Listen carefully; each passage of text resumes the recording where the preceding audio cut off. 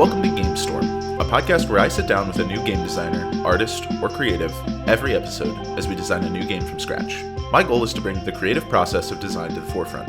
Come join us if you're into wacky, small indie games, hearing designers talk about their process, or if you want to follow along with the episode and design your own game to one of our prompts. This week we have Seren Briar here with us for an episode. If you want to go ahead and introduce yourself a little bit. Hi, I'm Seren Briar. I'm a game designer who lives in Chicago. I've worked on games such as Dive Bar in Hell, Decay, and The Wild Sea. Awesome. So, as always, we'll be spinning up a prompt. It's great to have you here, and we're going to dive deep into designing a game from scratch again. Our prompt this episode is very open-ended. It is crafting.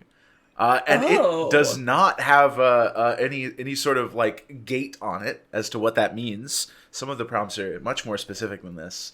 And so, this could be crafting in downtime. This could be crafting in as a core element of the play of whatever the game is. This could be, any way that this works in. So this is a very open-ended one. Could be paper mosaics. Could be. Yeah, that's true. It could be real world crafting. My brain hadn't even gone there. So that's where I went immediately, was utilizing some element of real world crafting. That's a fantastic place to go. I love that. I'm never going to say no to that. I just like when things are a little bit tangible. I don't know that I've ever played an RPG that has real world, like, crafting, truly, as an element of play. That is a very interesting... I don't think I have either. Yeah. I don't even know that I can think of any examples. Well, okay, I guess the only example I can think of is the solo game where you play with a deck of cards and you like cut them up as you play, and there's like a whole... Yeah. I don't know what the name of it is. I've referenced it 3 times on this show now and still never said the name of it, so I should really go find out. But pop it in a postscript. Yeah, seriously. Yeah, what does it look like to have crafting as a core element of play? So the first thing that comes to my mind with this is one of the games we did in the first season, which was it was more of a board game than an RPG, but it was the core element of it was cutting out elements from like magazines and stuff and making like a collage of those elements and then doing your own like writing and sketching around them. Yeah, so that is kind of where I immediately went, but if a collage element's already been done on the show, I think I want to do something different. Sure, yeah. So there is a thing in primarily the crochet arena called a temperature blanket, where every day you add a couple rows to a blanket in a color that represents like literally the temperature outside. You can do it for different things. Like you can assign like raining is this color, snowing is purple. It's kind of open-ended, but I think maybe the idea of having something that you track over the course of play. That's wild. That's such a good idea. Add colors into it. And I don't know if we need to keep it like, you have to crochet this, because I think that might that's a big barrier. Stymie some of the audience a bit. But like something that you color in or something. Yeah, I wonder if there's like if you could come up with an analog to that in a bunch of different mediums and say like, this is the like rule set, and now here's how you apply it to like crochet, like drawing, like in paper cut. Yes, yeah. Because then you could have a bunch of different like levels or areas where people could jump in based on what stuff they're already engaged in. That's very interesting. I love that temperature blanket idea. I just looked up what those look like, and they're really cool, right? Yeah. And I love like there's all these images of like a thermometer kind of thing with all the different colors stacked up. or Yeah. is very cool. So in just a lot of the games that I design, I like to focus in on a character's emotions at Hmm. any given time. I usually have like some kind of emotion affecting mechanic. So I think tracking something about the way your character is feeling, maybe at the end of each scene. Oh yeah, and it's almost like it's almost like how experience is tracked in games like Blades, where you check against your like tracks or whatever. Except here you'd be Yeah. creating a physical manifestation of like the growth of your character, which is Yeah. very cool. You could even make a little sculpture or something. Like you could just do so many things to represent the changes that your character goes through. Yeah, that's kind of what I was thinking is as you were talking about it, it seems like whatever this game is, it seems like the result of the game should always be an artifact that represents the journey, like the emotional journey of the character, whether that is a little crocheted blanket or whether that's a whatever, a sculpture or some sort of Or a paper arts painting or or painting. Yeah, there's some really cool stuff I feel like you could do with a painting of like adjustments that you could make to it through, and I don't know how you would do this and adjust it to all the different mediums, but like with a painting you could do interesting things like adding extra stuff over the top of your art or something like that. I think all we have to say is come up with a list of emotions and Hmm. assign each one a color. And however the player wants to create their artifact is up to them. Yeah, and that's so open-ended, so that creates, I mean, every person is going to have very different results from something like that. Yeah. And I think, like the emotions to be a little bit less basic. Like Sure, yeah. further than like angry, happy, Hmm. um, something that has a little bit more texture to it, which will also help define the themes and focus of the game itself. Is this something where you're thinking whatever, like the core of the game should have some sort of resonance with a set of emotions already, or are you thinking that this would be a little more open-ended of a system? It's kind of like a skill list, right? Yeah, yeah. The skills that you pick to put in a skill list do kind of inherently define what the game is about. Hmm. Unless you're, I don't know, doing GURPS.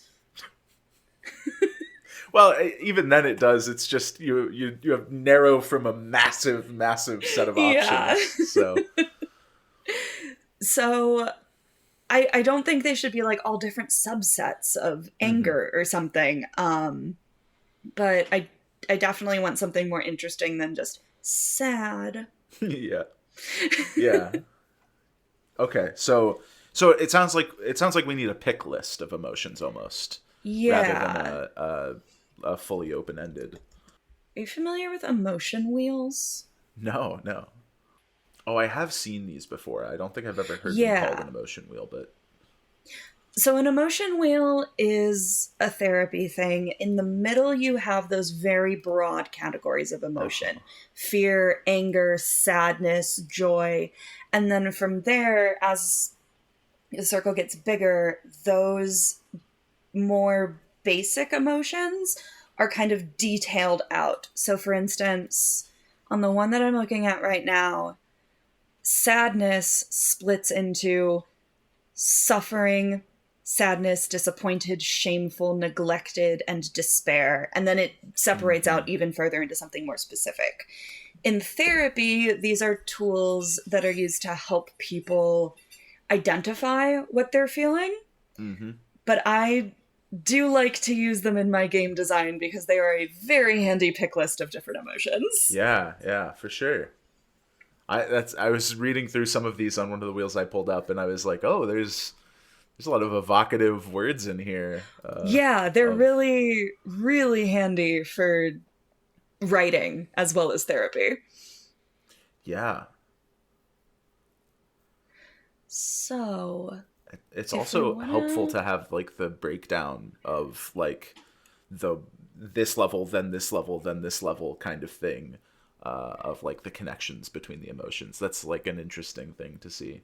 Yeah, and there's some that you wouldn't really imagine to be a subset of that particular base emotion. Like fear, one of the furthest ones that it splits into, is inadequate. Mm-hmm. Yeah, and those are very useful.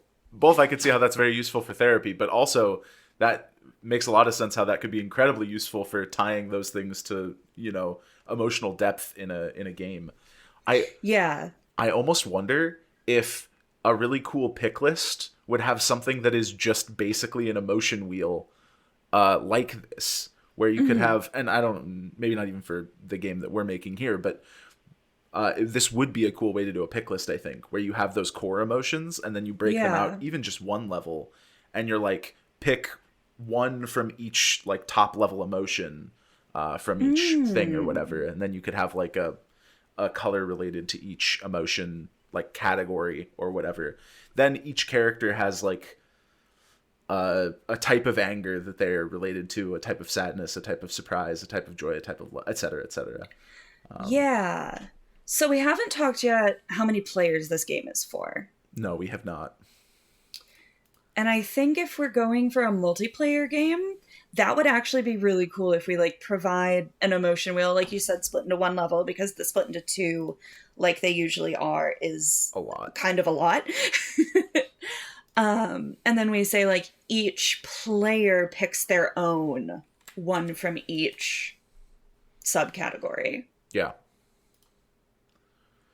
Because then you have the character who's like disappointed, amazed, optimistic, tender, insecure, and exasperated, which is like that's a fun.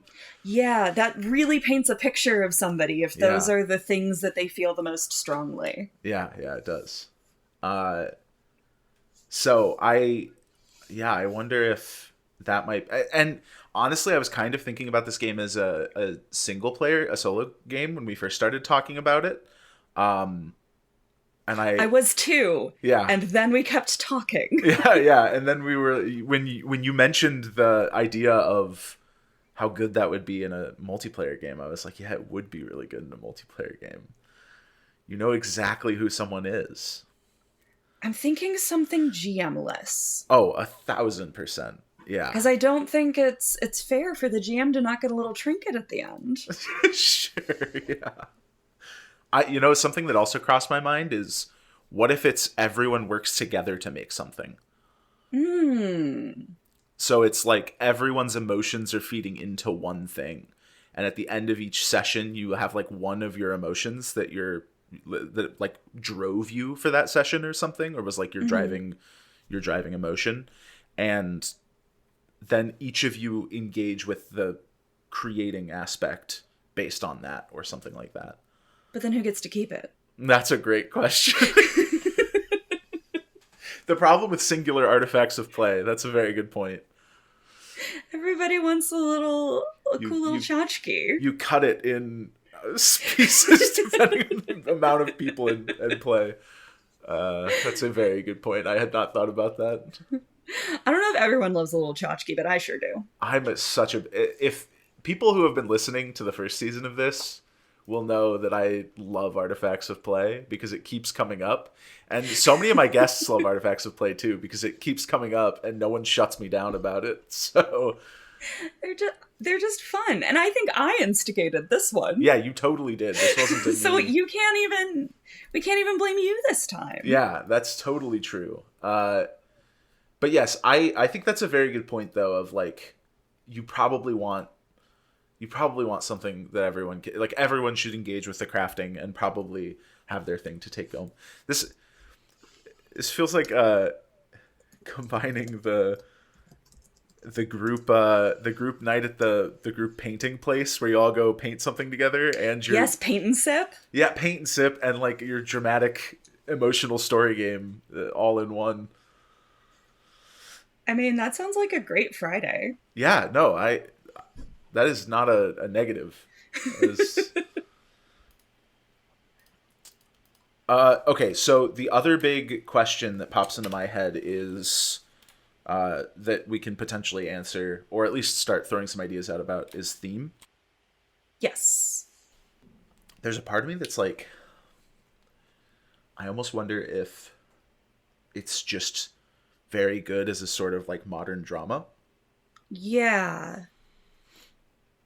Yeah, it's so broadly applicable Mm-hmm. that picking one is kind of difficult. Yeah. Um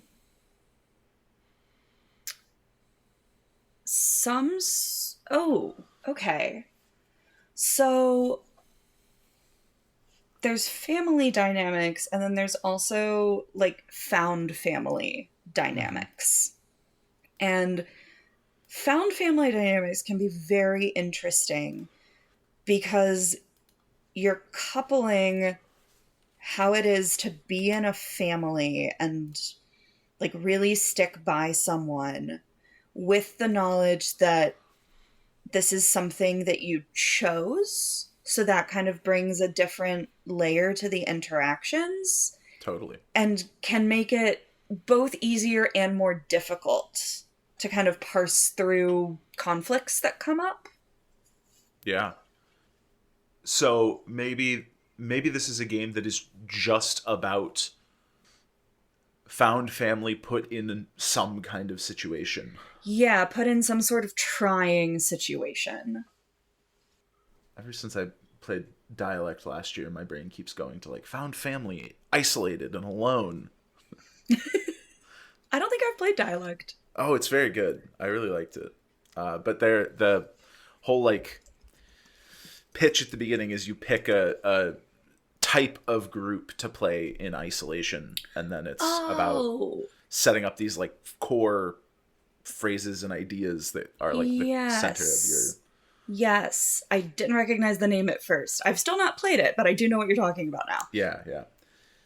But that framing is very good for a sort of open-ended dramatic story of like a group in isolation and then building some of that stuff out. But their mechanics are very like focused on that idea. Yeah. But my brain keeps coming back to it every time I think about drama, found family, things like that. So yeah, what are the kinds Oh, of? Oh, go ahead. Sorry. what if someone just died? Oh, so this is like a grieve. Oh, that's very good actually with the emotions. And I don't know if this is going to be like a multi session game or a one shot or a short shot game yet, but during character creation slash session zero, you collaborate to create the person who died.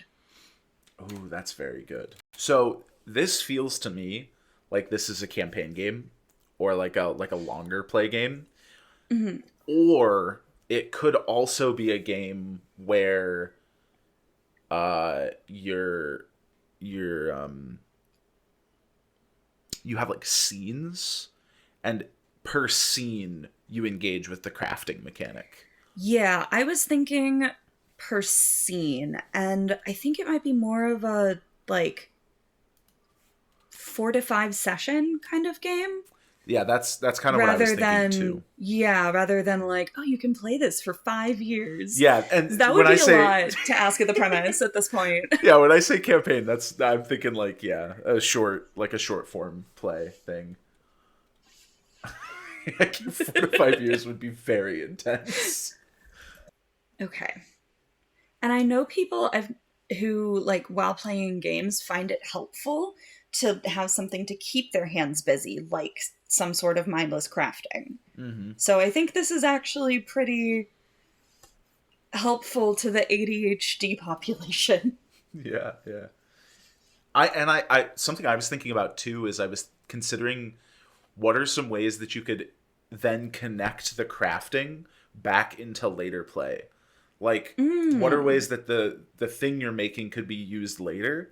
And the first thing that comes to my brain is like, you could engage with like the colors and say like, oh, how were you feeling, or how did you act earlier, Yeah. and how does that affect how other people see you now, or like things like that. So whether that's just evocative questions to start scenes, or maybe the further you get into the game, the more questions reference your previous feelings, and the way that you track that is the crafting. I definitely like the idea of this being like a prompt based Yeah, mechanical like core. totally. So, and I guess one of my thoughts, or I guess one of my questions that I have right now is, so if you have five-ish emotions, I mean, we could even, if we felt like one of these didn't really fit with the, no, I think all of these are pretty good, actually. The core ones from that. I think this is the Yeah, same wheel you were looking at based on the second level that you read. I think it was. Okay. So if these like core emotions all feel like they fit, which I think they do, especially for like death of a found family member. Yeah, you are going to experience permutations of fear, anger, sadness, surprise, joy, and love. Yeah. For our listeners, those are the core categories on the wheel we're looking at. Well, and the fun thing I think is then, what does it look like for someone who's just lost someone to grapple with like insecurity around that? Like, what is that? What does that mean here? So when you obviously this is going to differ from player to player and character to character. When you say that, it's kind of like, oh, I just lost somebody who really grounded me and now I feel kind Yeah. of unmoored. Yeah, yeah. And like that is such an interesting way to engage with the current events compared to someone who's like just dealing with like the horror of death or whatever. And maybe someone who's experiencing something in the joy category is having those more like celebration of life Yeah. feelings. And maybe it brings people together who haven't, oh, wait.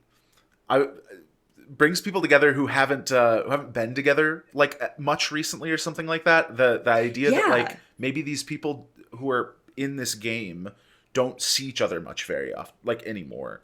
And this idea Or that like this has brought them together again in some ways. or they've seen some of them more often, but others not as often. Yeah, yeah. That And that can be one of the like session zero questions is how often do you see each other? I love the idea that like engaging with the idea of like joy around this thing. There's a lot of complex feelings when like there are all these people that I haven't gotten a chance to see in a really long time, and now this gives me an opportunity to spend time with the people I really care about, Yeah. even if it's like under sad circumstances. Yeah, funerals are complicated. Yeah, yeah. That is very interesting. I think that's a great aspect of this. Okay, cool.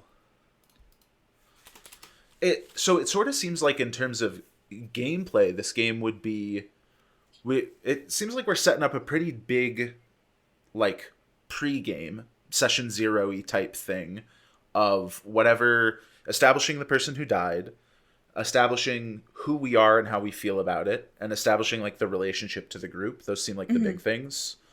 And maybe like some world building-y stuff of like where is this, who are we, or maybe we want to bake that in. I personally, I'm not a big world builder. I like to leave world building up to individual tables. Sure. Everybody, individual tables like world building much more than I personally do. So, Yeah, that's fair. so I So would rather let the people so who, just like an evocative question or two that is like, where are you, like what is this place, and yeah, stuff, you know. I think it should be vaguely modern, like, and not fantasy or sci-fi. Yeah, yeah. If someone wants to make their fantasy hack of this, they can, and then I am so not opposed to like a sci-fi Shadowrun hack of whatever this turns out to I be. can already imagine someone playing this as like a fantasy hack of this as like their D&D character in their campaign died and they want to do like a one shot or like a mini shot of dealing with their death. That's very funny to me to just think about that. Anyway. Yeah, whatever people do with this once it's published is out of my Yeah, hands. true, true. I was just that popped into my head. I don't know why. I was thinking about like Stew Pot and the way that there was like some amount of intent to like have D&D players like take their old adventuring parties and Yeah. okay, so the like who died, which like that's not the prompt. That's I'm just getting No, the I idea understand. down. Who are you? And then Under who are you, I'm also going to put who are you to each other. yeah, good. That's such a good question. I love the idea of collaboratively creating the person who died. Yeah. Yeah, I think name, age, gender, how they died are just kind of basic fiction setting questions that need to be in there. Yeah, and then alongside who are you to each other, we also need how did you know the deceased or whatever. Yes. And I think as we're crafting this, we're moving a little bit further from found family specifically, and I'm okay with that. Yeah, and I think there is an element that can be that, if the table chooses to, but I don't think it is as explicit anymore as what we were talking I don't about. think we need to have that as a core conceit. Okay. I mean, this I think gives enough like sort of loose framework. There's nothing super incredibly evocative here, but I mean, I think hopefully most of that comes through play. Although I guess the who are you question that's going to be the most interesting is what emotions are driving you or something like that. Yeah. Okay, so where is this? And then I'm going to put this under who are you? What emotions are driving you? Pick one from each primary category. I was also thinking too, is there, especially if we're thinking this game is, 3 or 4 sessions, and maybe like each session is a handful of scenes or whatever. Yeah, like 2 to 3. Yeah. I wonder if there is value in the beginning of every session starting with you picking your emotions again. Ooh, because I really like that. They'll stay the same color because the colors are based on the broader category. At least that's my thought. Yeah. But then you have this ability to be like, oh, I was insecure, but now I'm just scared, or whatever. And like, what is that, and how did that happen, right? No, I really, really like that. I'm gonna pop that up here. Each session, not each scene. Yes, yeah, that's what I was thinking. Because then it gives you room to explore the emotions in a couple of different scenes, and then the next time it gives you and I mean that means that maybe you'll have a session where every scene your driving emotion was whatever your sub emotion for fear was that session. And then the next session, it's still your sub-emotion for fear, but it's a different sub-emotion, which creates a very different set of interactions around it, potentially. Yeah. And I think I'm inclined to say that you can stay the same. Like, you don't have to choose a different one each time. Yeah. Me too. Like, I think if someone stays the same all 4 sessions or whatever, that's totally fine, as long as it makes sense for their character or whatever. Yeah. That's just up to them. Definitely more of a character-driven game than a crunchy one. So pick a modern town where the funeral is being held. That just helps us so we're not unmoored in our location. And whatever modern means to people, if they're like, okay, it's 1990, then that's cool. Yeah. We don't all need to necessarily have cell phones, but maybe not medieval times. Yeah. Unless you want to. And go crazy if that's what you want to do. But that's, I honestly, the biggest thing about putting this here is just if someone tries to go to do medieval, I want them to know that we wrote the prompts thinking about a semi-modern setting, so Exactly. that they're not Yes. like, why doesn't it work? uh, and then like, what ties you all to this place or something? Yeah. And there might be a little subnote under that it could be nothing. You could literally just be in this place for the funeral. Yeah, maybe. So I guess maybe it is just what ties you to this place, if anything. Yeah. Okay. Yeah. So that gives us our who died, our who are you, and our where is this. Um,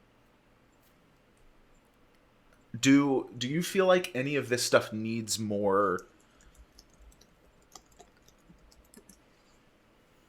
Oh yes. Okay. Well, I did wrote how did you know the deceased in the who are you Oh, category. you did. But Let's just move that up into, okay, well, cool. I guess it depends on if we want to frame that as a question of the group or a question of the character specifically. you're right. It should be characters. I just glazed over it. No, you're totally fine. Yeah, that I almost put it up there too, but I do think there's a benefit to having it be character, because then there's like the what is my personal relationship, and it's fun when there's the tension of like the one character who's like, oh, we were so close, and the other character who's like, no, we were so close, or whatever. Yeah.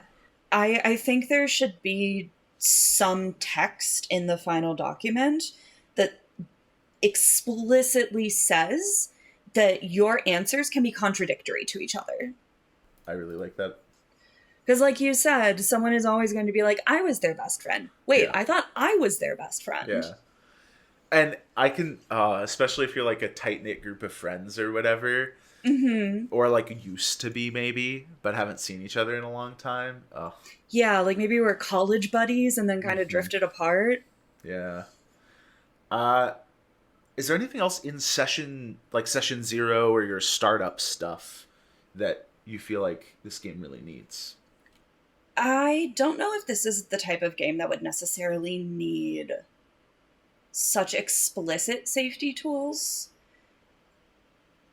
because the premise is kind of a self-selector for that sort of emotional weight on its own.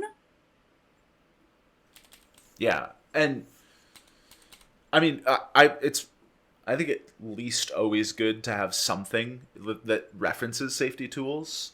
Yeah. For something like this where the intent is like 3 to 4 sessions, it's either like Lines and Veils or the palette grid, which I think is pretty good for something like this. I don't know if you're familiar with the palette grid. Only vaguely. It's basically just a big XY grid where you say like, here's the things I do want to engage with, here's the things I don't, and then the other axis is it's want to see, don't want to see.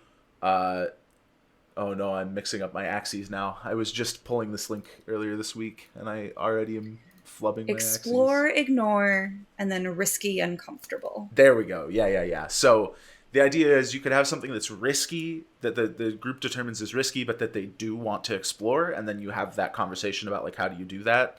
Mm-hmm. So maybe the idea is like, especially in a game like this where you could have someone who's like dealt with a death recently or something like that. Yeah. There could be someone who's like, I do actually want to explore that so I can deal with some of those feelings, but it is risky for me. So like, let's have that conversation beforehand. That feels somewhat useful to me. That does feel useful. I agree. And one of the things with the palette grid is it takes a little longer to do. So it's one of those things that I usually say is like good for multi-session play. Mm-hmm. Whereas like Lines and Veils are usually enough for one shots unless they're very intense one shots. But, so I would probably just recommend that in the like intro or whatever. Great. We can just pop that in somewhere. But that is a good thing to note. Cool. Okay. So I think that's all the starting stuff. Yeah. And I'm actually going to add it above as like the first part of session 0 is just step through the palette grid and make sure everyone's comfortable with the topics at hand. Yeah. Yeah. So yeah, this is going to be a very heavy game. Yeah. It's not a comedy. we we went like straight into like how can we make it really intense? Hi, my Yeah, name's Seren Briar. yeah. And there's nothing wrong with that. I love games like that. So, It's almost all I write. what do scenes look like in your opinion? So we were talking about prompts a little bit, just briefly. So I think scene one should always take place at the reception after the funeral. That's a very good starting scene. And however you want to kind of adjust that for individual faith preferences and culture, there is, as far as I'm aware, in almost every culture, some form of gathering after the funeral. Yeah. Okay, so a starting scene of a funeral reception. The first thing that pops into my head is what was the funeral like, as just sort of a like framing the scene, like, and maybe it should be a little more narrow than that, of like, did the funeral go well, or like did anything go wrong at the funeral, and maybe those are too leading, so maybe it needs to be a little more open-ended, but That might actually be something that we put in the starting questions, is what was the funeral like? oh, that's a good idea. Then you can almost just jump into the starting scene without any prompts, or with very minimal prompts. Yeah. So I've written down, Good what was the questions. funeral like? Somber or celebratory? Did anything go wrong? What was the most impactful moment for each of you? Good questions. I like those. Thank you. So then, yeah, you can jump straight into the funeral reception, and then the question is really, what does the reception look like? Yeah. Cool. Yeah, that's a really good like initiating scene. And then I think the prompt, like the question that starts the action at the funeral reception would be, who speaks first? That's also a good question. I like that a lot. Such a good open-ended way to just get people to start engaging Thank you. with their role play. It's always uncomfortable when you're in a somewhat somber room and you're just waiting for the first person to speak. Mm-hmm. Yeah, totally. So, what does the reception look like? Where is it taking place? And who speaks first? And then, It seems like we kind of have a couple of different directions we could go from here. We could frame some different ideas of what scenes look like and have people just like pick from them. And these would be different, like, you know, evocative ideas for scenes or whatever. Or they could be just open-ended prompts, like scene prompts. That then you just pick a scene prompt and it could be a little bit less prescriptive of what that scene looks like. I like that one. I think we should have kind of an end point Sure. for each Yeah. of the scenes. Oh, okay. Okay. Interesting. So this isn't necessarily what we should go with, but the funeral reception scene ends when someone walks out. Oh, yeah. So I don't know if that's necessarily what we should go with. I don't know if that's a good button on the funeral reception scene.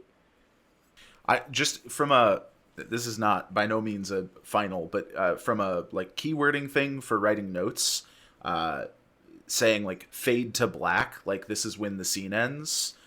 Yeah. I'm from the theater world where the end Curtains. of the scene is called a button.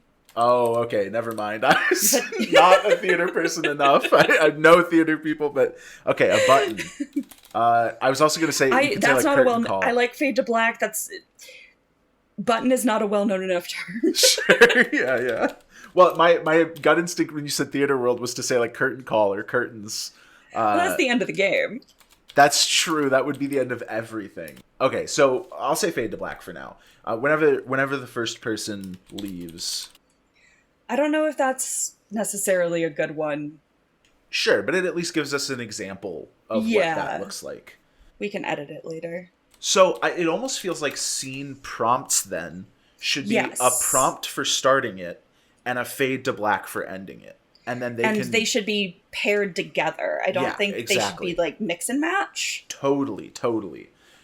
So I'm almost thinking these don't always have to be questions.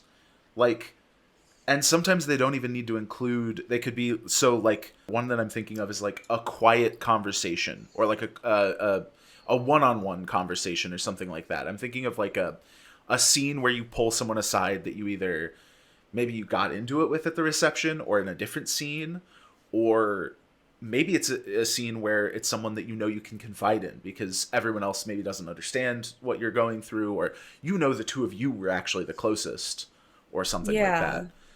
Yeah, I like a quiet conversation, or a private conversation. That's what I was trying to get at. That's good. And I don't think we need the word alone there if we have private. Mm-hmm. Totally. And then fade to black, interrupted by the others. Yeah. So that's kind of what I'm thinking for like the prompt pairing. Yes. Is that sort of structure. And I think in most multiplayer games, having prescripted points where like only 2 people are participating can be not the best, but I think in this one, it gives people time to work on their craft. Yes, totally. Yeah. Well, okay, before we write out more scene prompts, because that's probably going to be, we'll probably have to, and we don't have to write all of those right now, of course. We can write a couple just to get an idea and then, figure the rest of those out later. But before we keep going on that, I guess the next question is art, which I wrote down as phase 3, but it kind of is still part of scenes. So rather than saying it's phase 3, we might just want to bundle it in with the scenes phase, and say like every time a scene fades to black, mark down whatever your predominant emotion was, or something like that. We're gonna need some sort of character sheet to keep track of what each scene's emotion was and what order they happened in. Yes. Yeah, I wonder if that could just look like a big, like, basically empty bar where you can like mark colors down in a row. Yeah. And it could be just big enough that you have a bunch of space where you could fill up with a bunch. Just like a lined box. Yeah, that's basically what I was thinking. And then, I mean, if we're assuming that on average you'd play 4 sessions and you'd have 2 to 3 per session, then the max would be like, what, 12 lines or whatever? So just add a couple extra beyond that in case people are ambitious, and then that's pretty much there. So we're adding to, I'm just going to call it the temperature blanket for ease. We're adding to the temperature blanket at the end of every session, but we're tracking emotions per scene.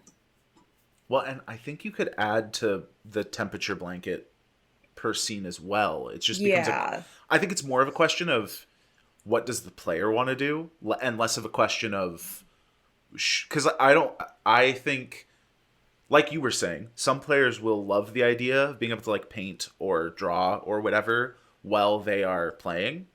And I think other players will be like, I cannot do both at the same time. So I think there's maybe a split there of like, and for some players where they're like, I cannot do both at the same time, maybe the answer is, in our list of options, we have some that are easier to do than others. So, or we could also suggest that at the end of every session, everybody hangs out for another hour and does their craft. Yeah, and so maybe what that means is this is an hour session, hour crafting game. Yeah. Because I think you could probably do 2 to 3 scenes in an hour of a game like this. Maybe hour and a half, yeah.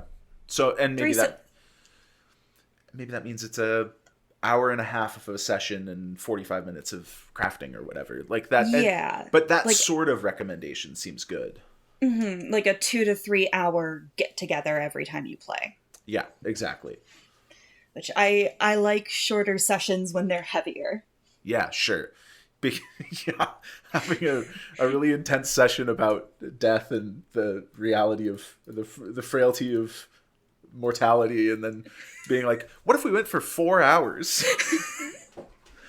Sometimes I'll talk with like story gaming people that I know about like some of the OS, like I run an OSR West Marches game, and I'll be like, yeah, sometimes our games go for like about 4 hours, and they're like, how? And I'm like, well, because it's OSR, like it's not as intense as all the other stuff. So every time a scene fades to black, mark down. I guess every time a scene fades to black, if you were part of it. Yes. Mark down your predominant emotion for the scene. I'm just gonna call it the emotions column for now, because that'll make it Yeah. click in my brain when I come back to this later to put it in a simple layout. So And we can make up better words later. yeah, oh totally. So much of writing is placeholder word. Yeah, and this is something that I've had to get better at as I've worked on stuff. But my brain is so awful, and sometimes I'm like, oh, I don't want to come up with a placeholder. I want to come up with the thing. I want to waste 4 hours trying to come up with what the actual word is going to be. It's brutal. Yeah, and then I'm like, oh, but it actually didn't matter. I don't know why I was doing that. So, yeah. But every time we fade to black here, you get your emotion, and then At the end of each session, take 45 minutes to an hour to work on your quote-unquote temperature blanket. yeah, what I wonder, like, your emotion blanket, your emotion. I know we don't have to come up with an answer for this right now, but I'm just trying to think through, like, what is that? Like, blanket in reality, is what the is word that? that needs to be substituted. Yeah, because it could just be like temperature piece, temperature. Need like a. I mean, I guess no, that doesn't work. I need like a generic word for piece of artistic expression that is a medium for this game and can be in any medium. Record? Sure, yeah, that would work. Temperature record. Emotion record? Yeah, emotional record might actually be better. Yeah, just swapping temperature for emotion. My other secret writing tool. Googling word synonym. Yes. God, I've probably spent more time on thesaurus.com or whatever in the last. I would be so lost without thesaurus.com. Yeah. I do really like emotional record though. And then I guess we just need rules for what that emotional record is. And that's where we got to come up with like what our medium suggestions are and stuff. And then the only really hard part after that is just coming up with prompts for our list. But Okay, so your emotional record can be anything you make with your hands containing 6 colors. This can be papercraft, fiber art, a painting, a sculpture, or whatever your preferred medium of crafting is. It can even be as simple as markers on a page. And then it is truly the only other bit of thing we have to say is. So we've written, to record motions into your record, add new lines, pieces, or elements to your craft that match the colors of your strongest emotions from the column of your character sheet. I don't know if we need strongest, because you've already picked your strongest emotions to write down. Oh yeah, we can probably just say from the column, because I was just connecting it in my brain. But yeah, you're right. That is probably just too specific. All right. Yeah, and that's how you. And then I just want to write. At the end of the game, you will have a piece of art that reflects your character's emotional journey. Cool. So that gives pretty much all of our tracking emotions stuff. Yeah. I just added at the top of the scenes thing at the beginning of each session, you may shift emotions within their primary category. I think I want to say choose a new emotion within each primary category. Sure. The shift to me implies you have to go adjacent every time. Sure. So honestly, the only real thing from here is prompts. I mean, this is pretty much a game. Yeah. Look at us. The biggest thing that I'm thinking of in prompts that we don't have any of yet is prompts that reference other emotions. Mm. So, and maybe this is, I'm trying to think of another good prompt to throw up here. But like, whatever the prompt is, maybe this is something as simple as what emotion from, and I guess we can just reference the column, from your column influences this interaction. That's kind of what I'm thinking. I have a couple of problems with that just right off the bat. Like, who answers that? How does it apply to this, etc.? So, like, I'm not 100% sure, but. So I don't necessarily know if I want to declare that at the start of a scene. Okay. I think it's more interesting and character motivated to look back at it and go, oh, I was feeling insecure. So or like maybe you discover it as you do the scene rather than setting it at the beginning. Sure. So maybe the better way to do this would be at the beginning of a session to just like basically have a reminder that is like consider past emotions as you play through your scenes and how those like past emotions and how the way those you evolve. acted, how they evolve, and the thing I'm thinking of is like if you had let me pick a good. If you had rage that was your primary motivating emotion for like multiple scenes with other people, and that was like a driving force, that could be something that then becomes a like central factor to a later scene as other people are like maybe kind of frustrated with you because you've like been letting out all this anger that they're like tired of dealing with. Yeah. And so I'm less interested necessarily in the prompts specifically mentioning them. Like I don't think they need to. More so just making sure that the game incentivizes players to engage with that idea of like, how do my previous actions and emotions affect future prompts? That's I guess the core idea that I'm aiming for.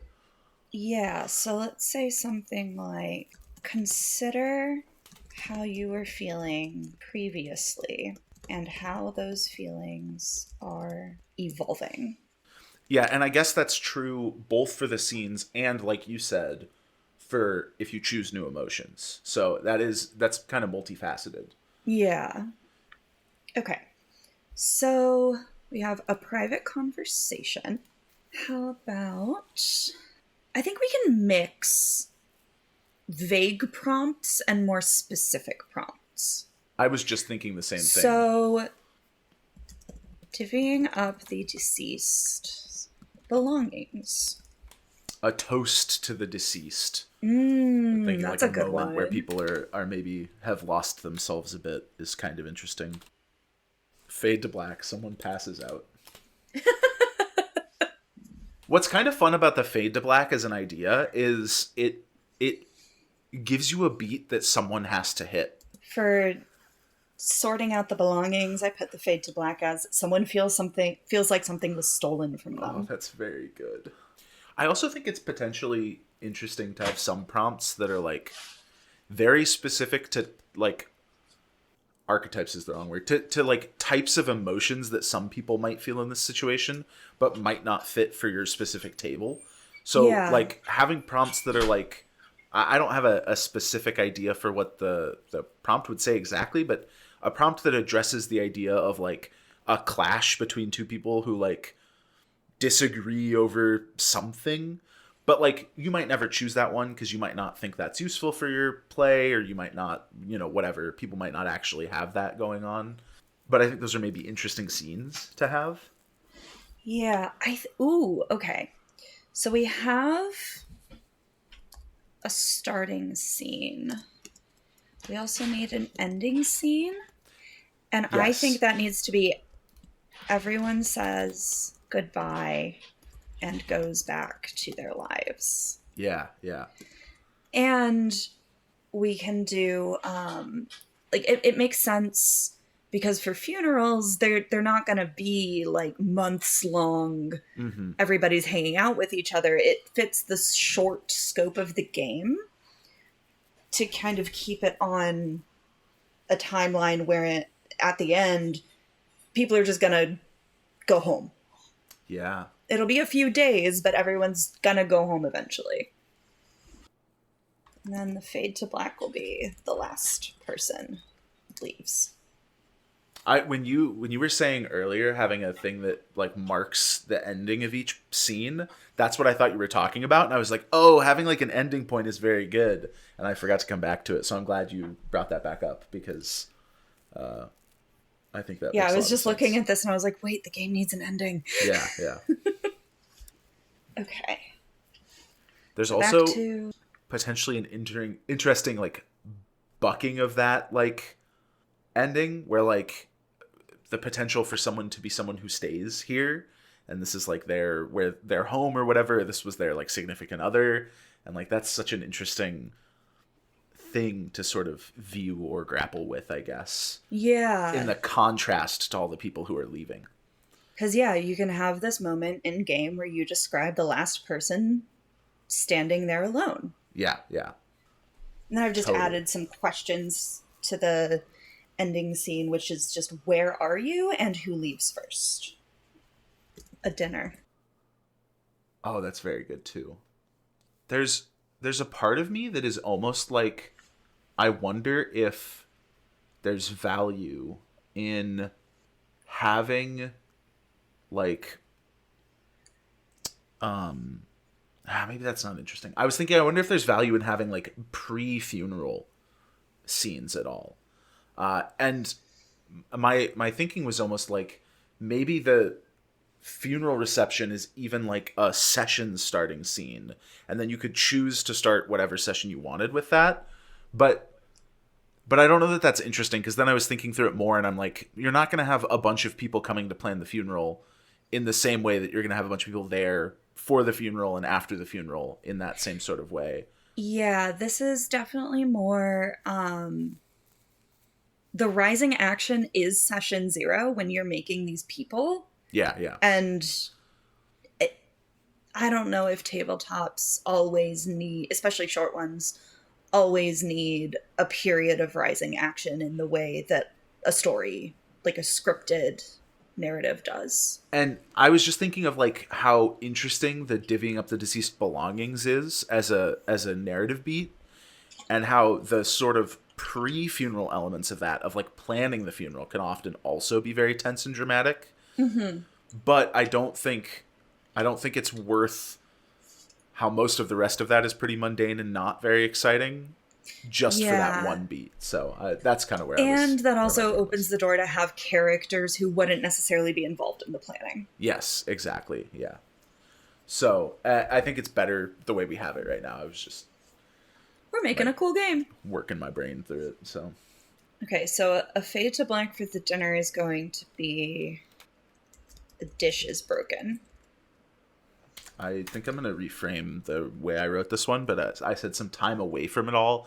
I'm thinking of like, you go out on like a hike just out of town or something with a group to just get away from the funeral stuff, or you go to a different bar or something to get away from everyone.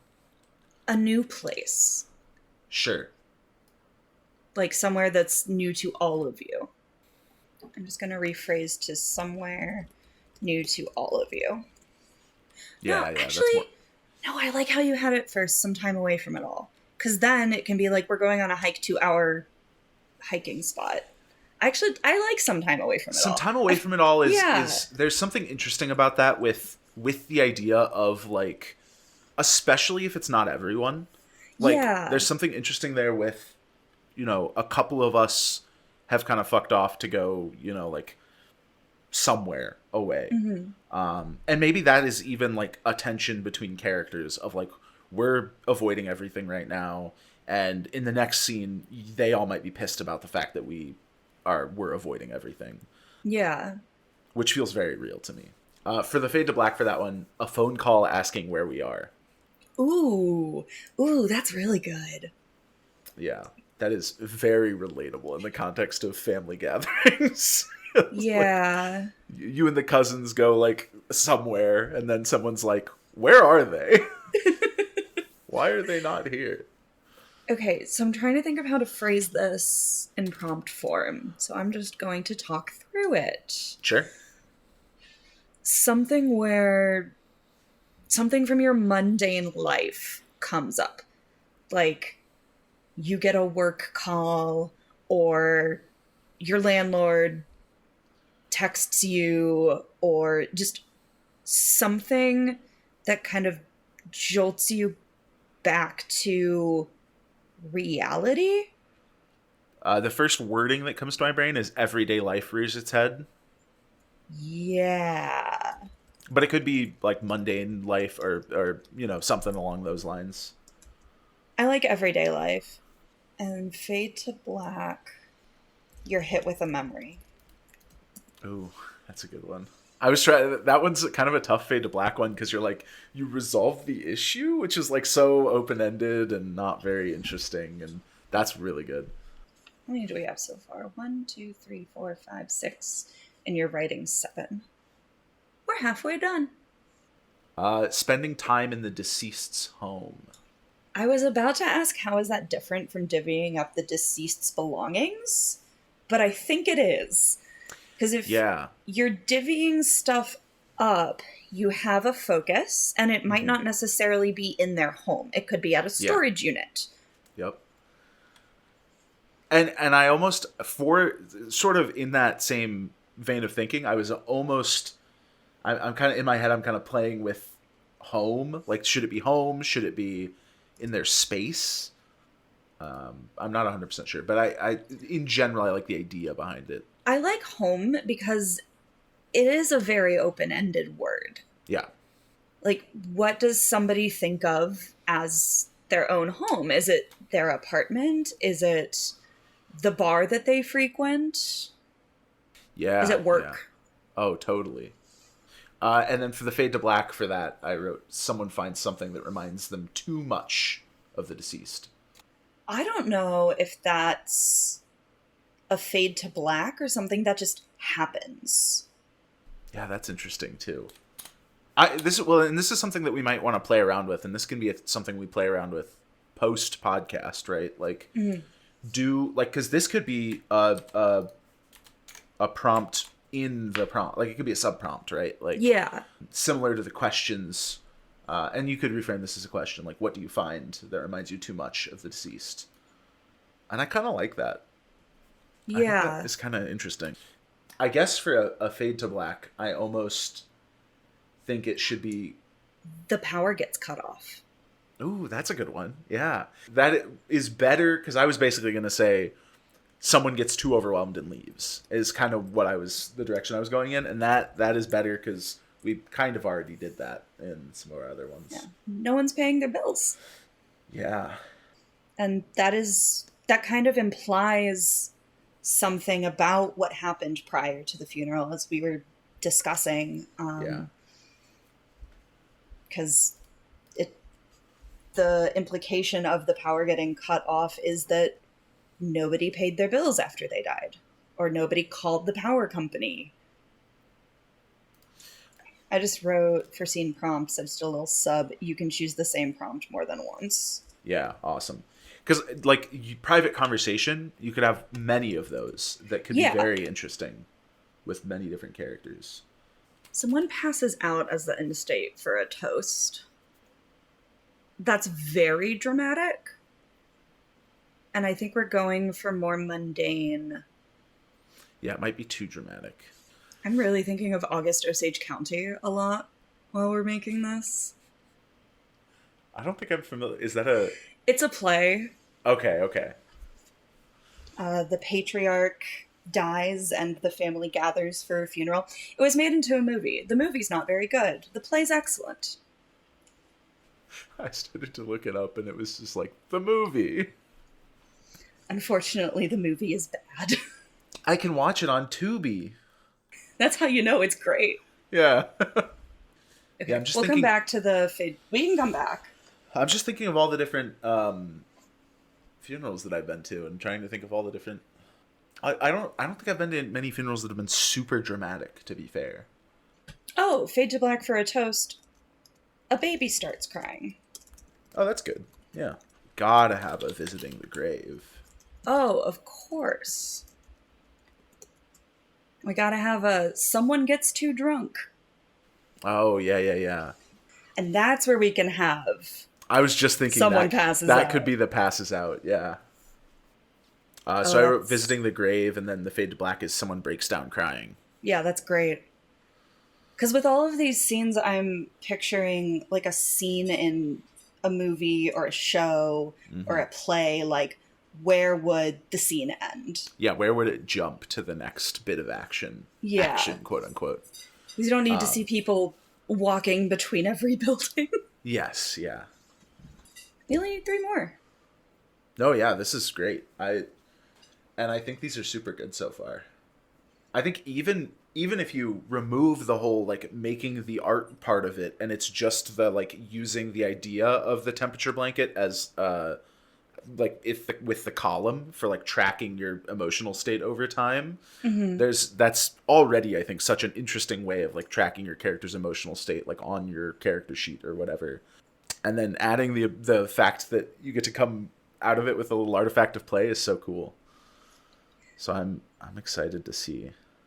Oh, you could do one of those layered sand jars. Oh, you could, yeah. And then if you were like all angry the whole time, it's just pink or whatever. Or red. I think, sorry, just to go back to the tracking emotions thing, I think you should pick what color each of your emotions are. Sure, yeah. I think I agree with that. Yeah, so maybe when we say what emotions are driving you, pick one from each primary category, somewhere around there. Oh, and I see you're adding it down there. It maybe goes in both places, honestly. Yeah, that's true. But I just wrote it up at the top as well, where I said Perfect. What emotions are driving you, pick one from each, and then choose a color for each primary emotion. Perfect. Choose a color for each primary emotion. This will be the color you use. Oh, that's a good point. I should write more than that, because otherwise, like, why are we doing this? It's a mystery. These will be the colors you use when creating your emotion record. Ooh, we don't have any argument scenes. Oh, we don't have any argument scenes. So an argument breaks out, fade to black. My gut instinct is someone gets slapped or something like that. I was thinking the same thing. Okay, cool. Someone gets slapped or punched. Someone gets hit. I'll leave it open-ended. Yeah. Someone shows up late is so good, by the way. I see what you're writing right now. I love that. Oh, thanks. It's like argument light. That one can lead to argument very easily. So someone shows up late, and the fade to black is... Just thinking of all the scenes in like semi-comedic shows where the person shows up late to a very dramatic event and is like trying to get to their seat or whatever, and it's like the most awkward thing in the world. That's all that I can think of right now. This is also a little Succession-y. Yeah, it is. It's got a lot going on in terms of the ways that you could take this and the sort of inspirations. And I think the fade to black on someone shows up late would be someone walks out. That's good. One more if our goal is 12. Oh my goodness! I'm sorry. I added an extra you're good. line You're good. because I didn't count. Worst case scenario, we have 1 or 2 extra. Oh no! Oh no! Too much game. Yeah, it's gonna be the end. And I'm sure even if you played 3 to 4 sessions of this, you probably wouldn't run every single scene if you're doing 2 to 3 per session, because you'd probably run a couple multiple times when they fit. Yeah. Into the narrative. So. Or maybe one session is just one scene, because that one just sucked you in. Yeah, for sure. I love the idea of a fade to black being really dramatic and no one feeling like their character is quite amped up enough to do it. Like an argument breaks out, someone gets hit, no one ever quite hitting the fade to black. So they all just kind of like dance around the argument and it just kind of plays out for like stuff like that is very interesting to me with a sort of prescriptive fade to black. And I think there's... Well, and these are so vague that someone gets hit doesn't necessarily have to be one player character punching another. Yeah, totally. brain immediately went to, oh, someone gets hit by a car or something like that. Yeah, like, oh no, 2 funerals. Yeah, that's. I thought the exact same thing. I think we should have one that explicitly calls to the joy category. A toast is. Or. I think there's a couple that could go that direction, but there's nothing that is Yeah. like super. And like spending time in the deceased's home is potentially could go in that direction, Could but go like it doesn't joyful. have to. Same with private conversation and But I think having one that specifically calls to. A lot of these called towards, like, sadness and love, yeah, which makes sense. totally. But I think, like, we have the argument that specifically calls to anger. Surprise could come up a few times, so could fear, but I think joy is one that it's very thematically interesting to specifically call out. Yeah. I don't know what that looks like, but I do agree with you. So, sharing a happy memory. Oh, that's very good. Yeah, yeah, yeah.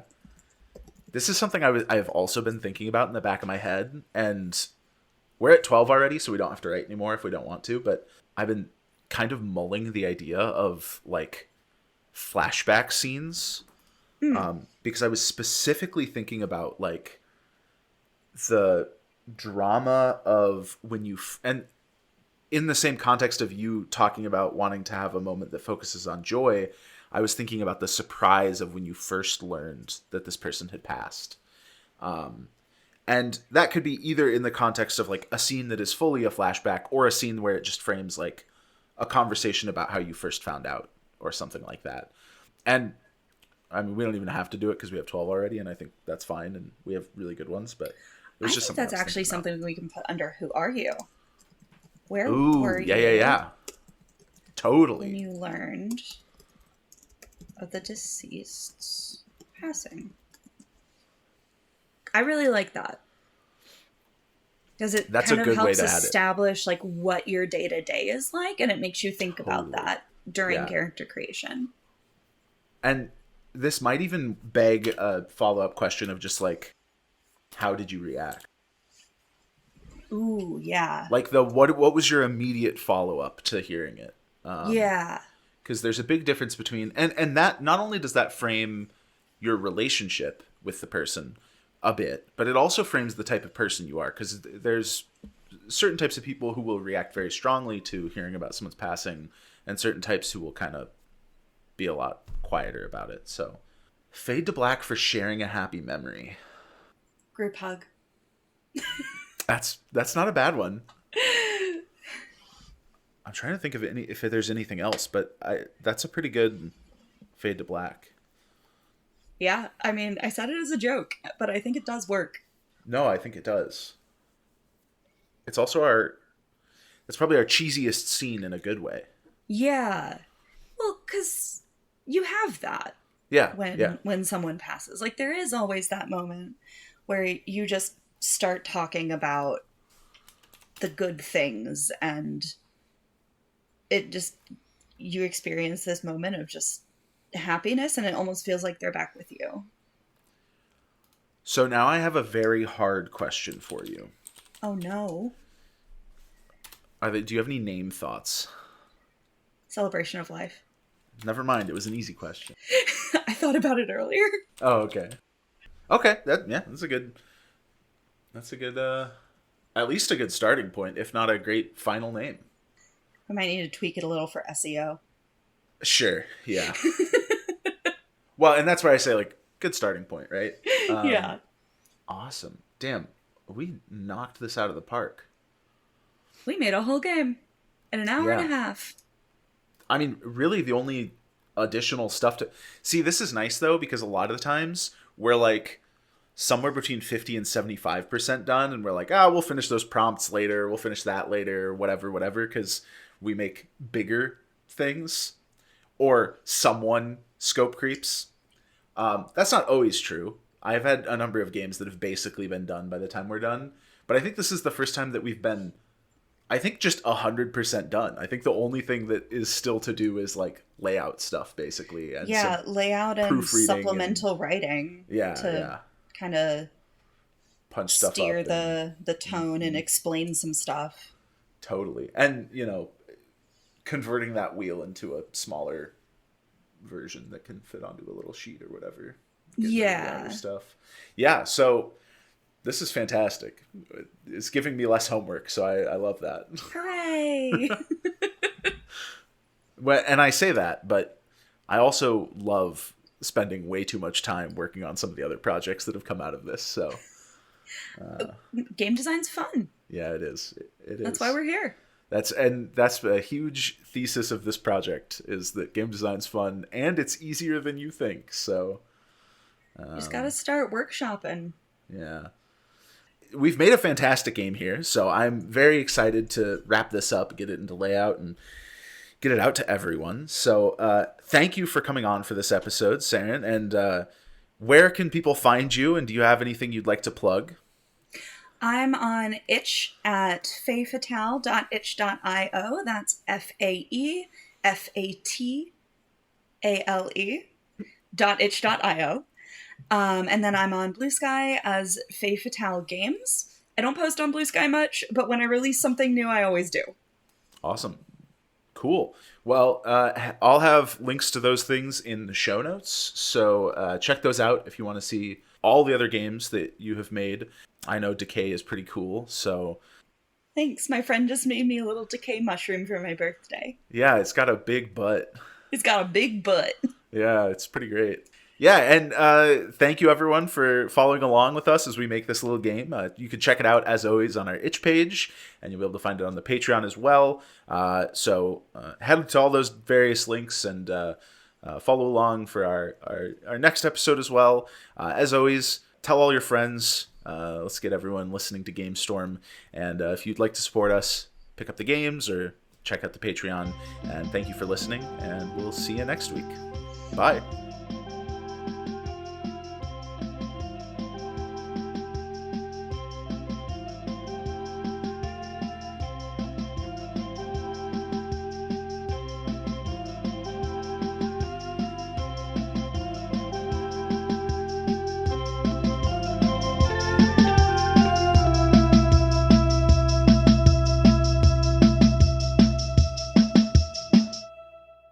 I'm gonna make a Twilight Imperium hack that's all about...